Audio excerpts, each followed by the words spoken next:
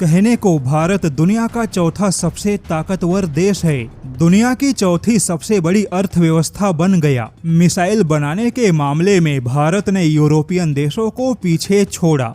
वहीं अंतरिक्ष में यूरोप और जापान दोनों से भारत बहुत आगे है। लेकिन फिर भी इतना बड़ा पावर, इतनी बड़ी सेना, हाइपरसोनिक मिसाइलों की तकनीक और अंतरिक्ष में दहाड़ लगाने के बावजूद भारत की नीति इंडोनेशिया, मलेशिया और वियतनाम जैसी साइड में जाकर बैठने वाली है।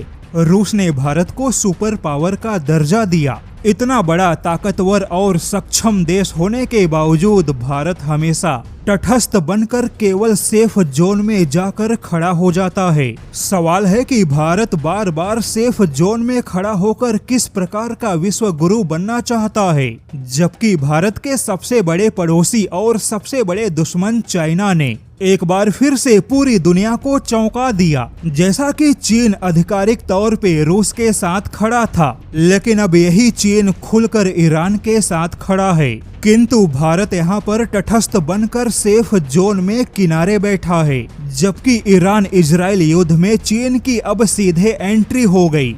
दरअसल चीन ने ईरान को 1000 टन से भी ज्यादा अमोनियम पर क्लोरेट और सोडियम पर क्लोरेट भेजा है, जो कि सीधे सीधे बैलिस्टिक मिसाइलों के रासायनिक ईंधन, विस्फोटक और सॉलिड फ्यूल में काम आता है। बता दें कि 1000 टन रासायनिक ईंधन और सॉलिड फ्यूल की सहायता से ईरान पूरे 400 मध्यम दूरी की बैलिस्टिक मिसाइलें बना सकता है। यानी कि चीन यहाँ पर खुलकर ईरान को प्रोपेलेंट की सहायता कर रहा है, लेकिन भारत यहाँ पर चुपचाप सेफ जोन में खड़ा है। सवाल है कि क्या चीन के लिए वैश्विक चुनौती नहीं है?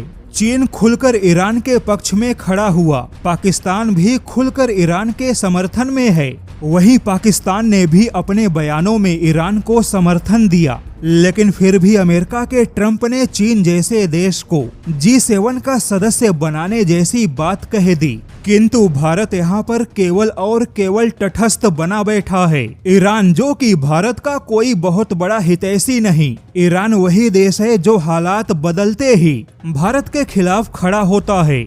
ये वही ईरान है जिसने भारत को अपने सारी परियोजनाओं से बाहर निकाला और चीन को निवेश की मंजूरी दी, लेकिन मुसीबत में फंसने के बाद ईरान ने भारत को वापस बुलाया। देश की सुरक्षा से बड़ा कुछ नहीं, और जब देश के सुरक्षा का सवाल है तो भारत के लिए ईरान नहीं बल्कि इजराइल महत्वपूर्ण है।